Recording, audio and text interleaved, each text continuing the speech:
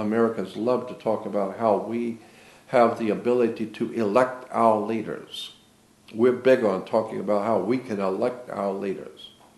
But as Dick Gregory once said a long time ago, yes, we can elect our leaders, but you can't select your leaders. You don't select anyone. Your masters who own you will select who will run. You can merely vote on whoever they decide to allow you to vote on.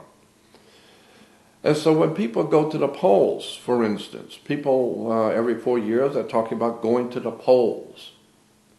How many people have ever wondered, what does the word poll mean? Why do you have to go to the poll? It's like the Gallup company. It's called the Gallup poll. Anytime some company is taking a poll, what does that mean? It doesn't mean that they are electing anybody. You take a poll to get a consensus of what the people are thinking. That's what a poll is. It's called a Gallup poll. There are many other companies that conduct polls for universities, for government. So that's what a poll is to get a consensus of what the people are thinking. How many people like this color or this product as opposed to how many like the Pepsi as opposed to Coca-Cola, as opposed to root beer? And so they take a poll. And so the poll shows that the masses all particularly like one product. That's all they want to know. Just which one do you like best? It doesn't mean much of anything. It's just a poll. And so every 4 years, Americans go to the poll to tell their masters who own them. And they do own you. Your body is a security on the New York Stock Exchange.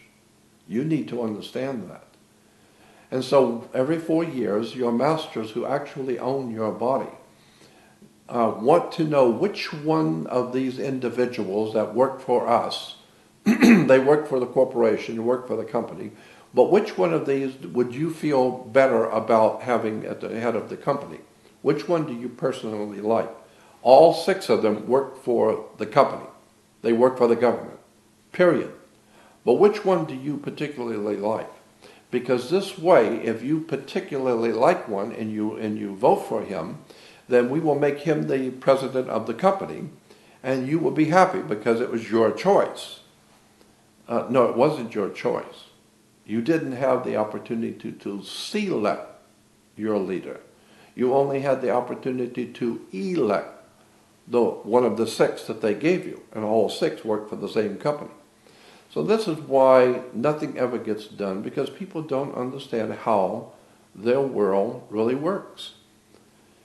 Extraordinary stuff. I suspect that this is a very important time in human history, and especially in the history of our country, when you don't know how your government works.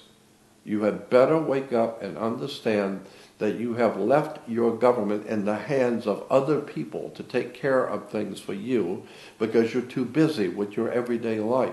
Well, when you leave your personal business and your children and your life in the hands of someone else to take care of you, they're going to take care of you all right. Whatever decisions they make, they're going to take care of themselves, not you.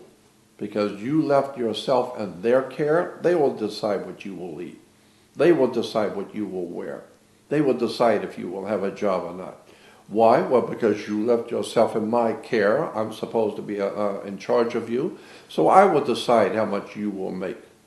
And you can bet that I'm going to make 1,000 times more than you do. Because I'm in charge. After all, you voted for me. So I'm just saying that it's time for us to wake up. These are very evil days, and unless America is ready to wake up and face the facts that we have been lied to, deceived, and tricked into surrendering our lives, our minds, our sovereignty of thinking, and as I said in the beginning, what we need more than anything now is a spiritual and intellectual renaissance, a revolution spiritually around the world where people wake up to the responsibility to stand before your Creator and be a normal adult human being who knows what's going on, who understands the world, and can contribute something to the good for the whole human race. But it's going to require that you educate yourself and understand how the world works. I have learned many things in the past 53 years of my life and examining the world in which I live. And one thing I've come to quite a few conclusions. One thing in particular is I see no advantage in confronting power. Anytime you confront power, you will pay for it. The Jews who stood up to Adolf Hitler paid a hell of a price. The poor people of Russia who stood up to the tyranny of the communist movement in the Soviet Union paid a terrible price. You always, always pay a terrible price when you stand up against tyranny, violence. And since the world that we live in today is basically run by fear and tyranny and violence and threats, and there is no longer any freedom and liberty and justice for all, which America used to be famous for.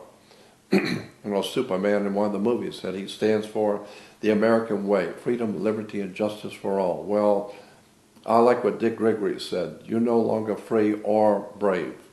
This is not a land of the free and a home of the brave. We're not free or brave. So it does not pay to confront government or to confront your masters.